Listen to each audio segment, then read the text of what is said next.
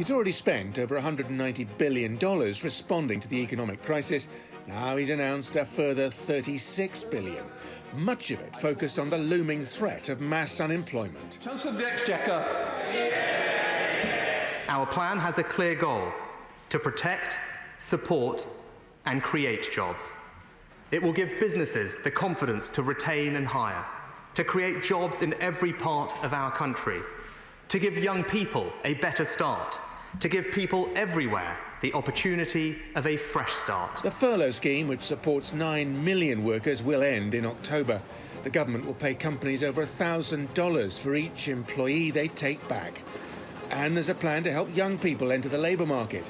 The government will pay $7,500, the equivalent of 6 months' wages, for each 16 to 24-year-old hired. These will be decent jobs, with a minimum of 25 hours per week paid at least the national minimum wage, and they will be good quality jobs.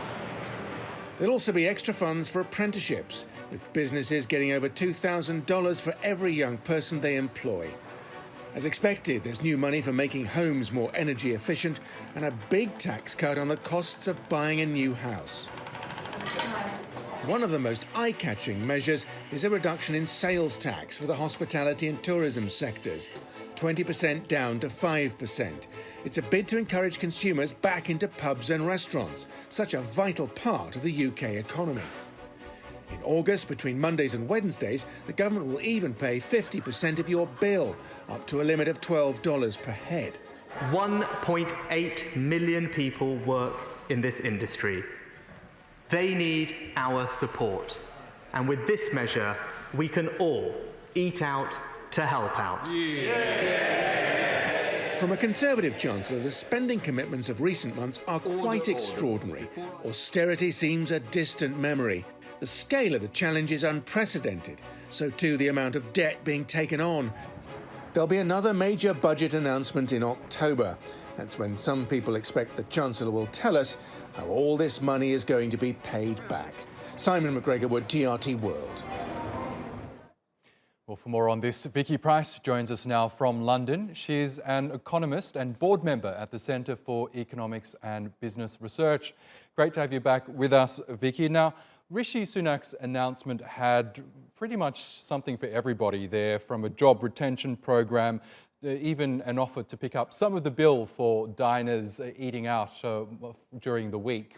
What do you think of the stimulus measures he's announced? Do they go far enough? Well, they're quite large. They're about £30 billion, which he's injected into the economy, in addition to everything else that's happened. So I think we are nearing 200 billion of direct stimulus measures that have been introduced by this government since the pandemic became real in the UK. And that, of course, is quite extraordinary because it's pushing the debt to GDP ratio above 100% already, and it will go higher still. Of course, the deficit to GDP ratio itself. So that is quite a departure from what normally happens under Conservative governments.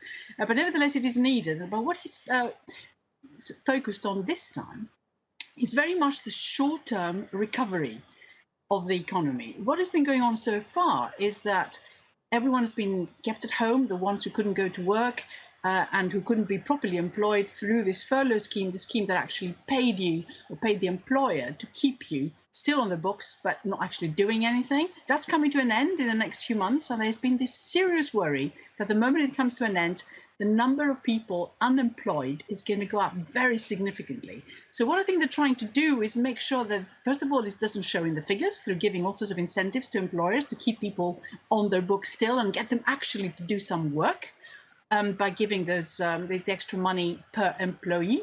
They also worry very significantly about the young. There are something like 700,000 school leavers who are going to come into the market. Where are they going to go? What are they going to do? So there is a serious problem about them too, and the young who've lost their jobs because they tend to be in areas which are facing the customer, very insecure and so on. So they're the ones that are particularly suffering right now. So the whole point is, let's make sure these people still have some cash in their pockets, they're being used, and do all the other things that we've just announced that we're going to be doing, that is the government, such as encouraging people to go out to shop by reducing VAT in particular sectors, buying houses, by reducing stamp duty, in other words, the tax you pay when you buy a house. So all these things with the aim to get the economy to start moving faster out of this recession, so that by the time we come to November, when there's likely to be a proper budget, at least we have an economy which is going up rather than down. I think many people were waiting to see if Rishi Sunak would announce another extension to the furlough scheme, but he still insists that it'll end in October. Do you think it should be extended? I think there is a big pressure. If there isn't this pick-up in the sectors that have suffered particularly, such as the entertainment, hospitality, and of course we still have a large part of our creative sector which is closed, like theatres, for example. So a lot of that needs to come back at some point, because again, lots of people are employed there. So if there is still pressure, if the whole sector has not recovered, all these areas that are slowly being unlocked haven't come back to life, then he may well need to do something specific, given that he's already started discriminating in favour of particular sectors. It was done before with business rates, holidays, and a number of special incentives given already. Now he's doing a little bit more in terms of the VAT.